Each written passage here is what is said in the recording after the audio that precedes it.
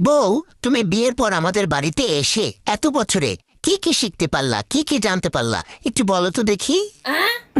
আমি অনেক অজানা জিনিস জানতে পারছি। যেমন আমি আমার মা সম্পর্কে জানতে পারছি যে আমার মা আমারে কোনো কাজকর্ম শিখায় নাই। আমার মা আমারে শিখাইছে কেমনে সারাদিন খায় আর কেমনে সারাদিন ঘুমায়। আমি আমার বাপ সম্পর্কে জানতে পারছি যে আমার বাপ আমাকে কোনো আদব কায়দা শিখায় নাই। আমার বাপ আমাকে অতি আদর দিয়ে একটা বাদরে পরিণত করেছে। আমি আমার বড় বোন সম্পর্কে জানতে পারছি যে আমার বড় বোন আমাকে সারাদিন ফোন দিয়ে খালি সংসার ভাঙার তন্ত্র মন্ত্র দেয়। আমি আমার ছোট বোন সম্পর্কে জানতে পারছি যে আমার ছোট বোন সারাদিন কেমনে দুলাভাইয়ের পকেট কাটা যায় সেই বুদ্ধি দেয়।